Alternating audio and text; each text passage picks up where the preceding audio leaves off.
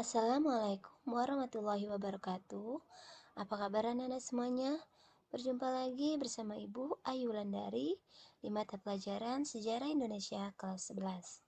Baiklah anak-anak, seperti biasa pada pembuatan video pembelajaran ini, Ibu bekerja sama dengan Bapak Samlani Ibrahim MPD. Nah, pada pertemuan kali ini kita akan belajar mengenai penjajahan bangsa Belanda di Indonesia. Apabila anak-anak ada pertanyaan, silakan tulis di kolom komentar. Jangan lupa beri nama dan kelas. Baiklah, selamat belajar. Tetap semangat. Sampai berjumpa lagi pada materi-materi berikutnya. Wassalamualaikum warahmatullahi wabarakatuh.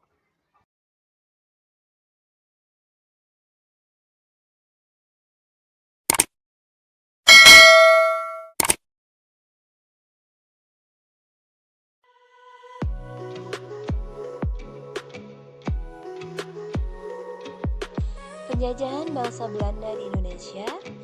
Penjajahan bangsa Barat kita ketahui yaitu dilatar belakangi dengan jatuhnya kota Konstantinopel. Dan pelopor penjelajahan bangsa Barat yaitu bangsa Spanyol dan bangsa Portugis, di mana bangsa Spanyol merupakan pelopornya Columbus dan Magellan serta Bracano. Bangsa Portugis Bartolomeu Dias, Vasco da Gama, dan Afonso. Latar belakang penjelajahan Belanda di Indonesia yaitu dengan penutupan Lisbon oleh Spanyol akibat unifikasi antara Spanyol dan Portugis pada tahun 1580. Pelaut Belanda yang melakukan ekspedisi yaitu Cornelis de Houtman dan Gustav de Keyser, J.C. van Nix, serta Wybrandt van Marwijk. Cornelis de Houtman. Rombongan Cornelis de Houtman menggunakan rute Portugis berangkat pada 2 April 1595 dan sampai di Pelabuhan Lada Utama di Jawa Barat, Banten pada Juni 1596. Setibanya di Banten, rombongan de Houtman diterima baik oleh penduduk Banten dan Sultan Abdul Mufakir Mahmud Abdul Qadir. Karena dianggap sahabat, Sultan Banten meminta Belanda untuk meminjamkan kapalnya guna menyerang Palembang. Permintaan itu ditolak oleh Belanda. Belanda bahkan bersifat angkuh dan tak bersahabat, serta pernah diberitakan merampok 2 kapal Jawa penuh dengan lada. Sultan Banten pun resah dan mengusir de Houtman. J.C. van Nix. J.C. van Nix sampai di Nusantara pada 1598 dan mendarat di Banten. Van Nix dengan baik oleh Sultan Banten karena alasan politis, berperang dengan Portugis. Sebelum kembali ke Belanda, Van Nix memerintahkan sebagian kapal ke Pulau Maluku di bawah pimpinan Wybrandt van Marwijk. Ini adalah nama kapal-kapal yang memasuki wilayah-wilayahnya. Wybrandt van Marwijk. Rombongan Wybrandt van Marwijk sampai di Ambon pada 1599. Karena terbatasnya rempah-rempah di Ambon, Van Marwijk melanjutkan Ternate dan Jacob van Heemskerk ke Kepulauan Belanda. Kedua tempat tersebut memiliki banyak rempah-rempah Belanda. Diharapkan menjadi sekutu untuk melawan Portugis yang sudah memonopoli perdagangan di sekitar Maluku. Pada tahun 1605, Belanda mampu memaksa Portugis untuk menyerang wilayah Ambon.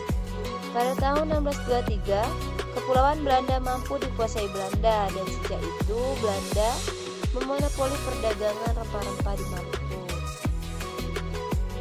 Vereniging Oost-Indisch Company yaitu perusahaan dagang di Asia. Sejarah VOC. VOC dibangun pada 20 Maret 1602 dengan tujuan 1.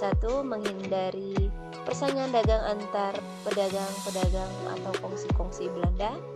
2. Memperkuat posisi Belanda dalam menghadapi persaingan dengan bangsa lain. Yang ketiga, memonopoli perdagangan rempah-rempah di Indonesia. Dan yang keempat, membantu pemerintahan Belanda dalam menghadapi pendudukan Spanyol di Eropa. Hak oktroy menjadi wakil sah pemerintah Belanda di Asia, melakukan monopoli perdagangan, mencetak dan mengedarkan mata uang sendiri, mengadakan perjanjian, menjalankan kekuasaan kehakiman, memungut pajak, memiliki angkatan perang sendiri, serta menyelenggarakan pemerintahan sendiri. Kebijakan-kebijakan VOC di Indonesia.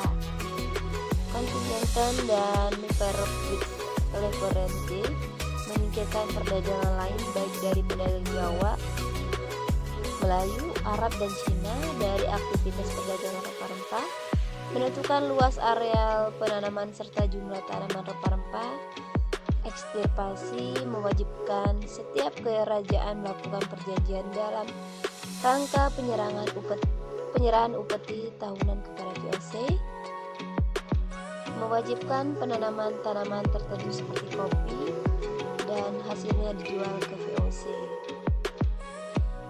Gubernur VOC yaitu Peter Booth tahun 1610 sampai 1614, Clarence Range yaitu 1614 sampai 1615, Lawrence Reil 1615 sampai dengan 1619, Catherine Jan Peter John Coons pada tahun 1619 sampai 1623 sampai 1627 dan 1629. Peter Booth yaitu pada tahun 1610 sampai 1614 meletak dasar VOC, menjabat sebagai gubernur sejak November 1610. Tugas utamanya memastikan VOC memonopoli perdagangan di Hindia, Belanda serta menghalau pesaing lainnya.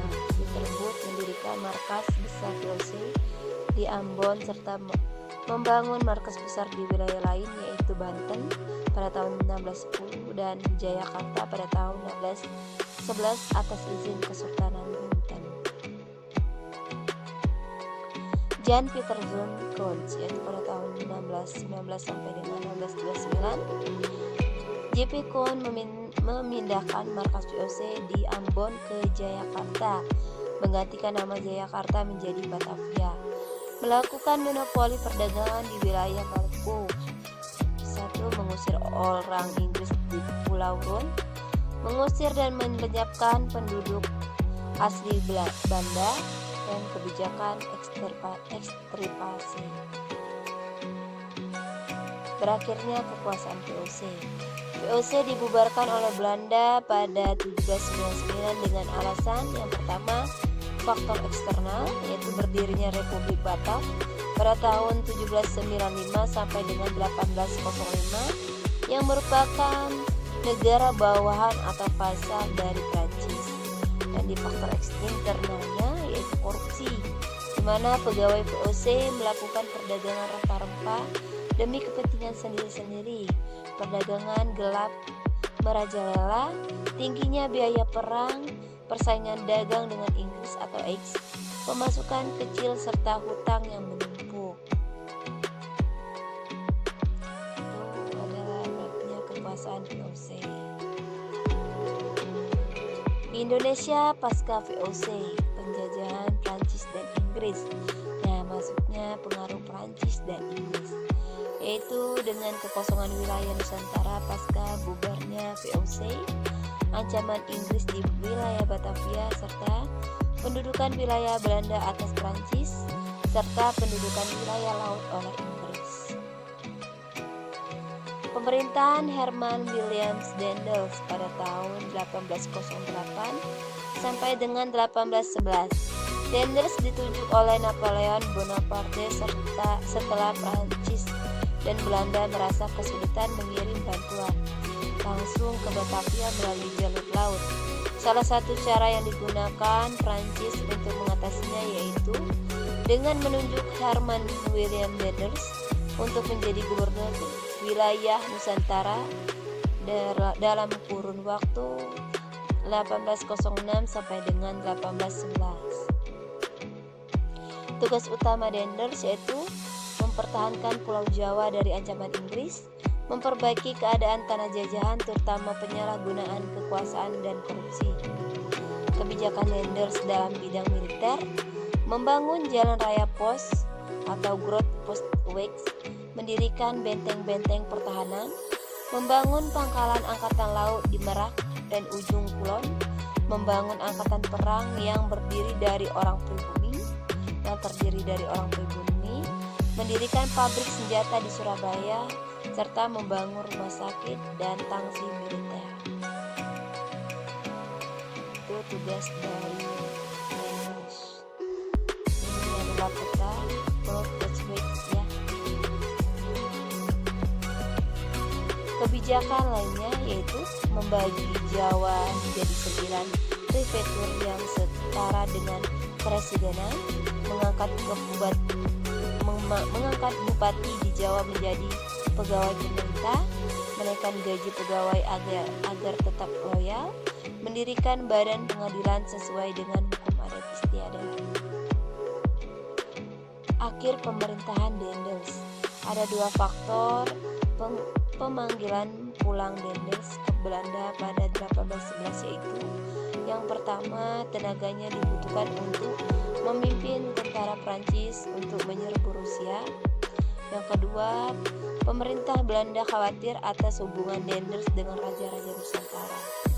Lenders kemudian digantikan oleh Jan Willem Jansen, dan saat pemerintahan Jansen I, Inggris menyerang Jawa yang memaksa Jansen menyerah dengan menandatangani kapitulasi Punta. Perjanjian Punta. Pulau Jawa dan sekitarnya jatuh ke tangan Inggris. Semua tentara Lenders menjadi tentara Inggris. Orang Belanda dipekerjakan oleh Inggris. Thomas Stamford Raffles pada tahun 1811 sampai dengan 1814. Kebijakan Raffles di Indonesia yang pertama menghapus Briggerstelsel, kebebasan dalam menentukan penanaman, menghapus pajak bumi atau kontinenten, dan penyerahan wajib Verpflichtungspflicht, penerapan sistem Lender, pemungutan pajak sawah tanah, membagi Jawa dalam 16 kresidenan. Akhir pemerintahan Raffles yaitu kekalahan Napoleon atau Prancis dalam pertempuran Leipzig, Battle of Leipzig pada 1813 melawan koalisi Rusia, Prusia, Austria, dan Swedia. Konvensi London pada 1814 yang berakibatkan dikembalikannya bekas wilayah Belanda oleh Inggris kecuali Bengkulu yang dilaksanakan secara resmi pada 1816. Baiklah anak-anak, mungkin cukup di sini saja pertemuan kita pada kali ini. Sampai berjumpa lagi pada materi selanjutnya. Apabila ada pertanyaan silahkan tulis di kolom komentar. Jangan lupa tulis nama dan kelas. Selamat belajar, tetap semangat. Sampai berjumpa lagi pada materi-materi berikutnya. Wassalamualaikum warahmatullahi wabarakatuh.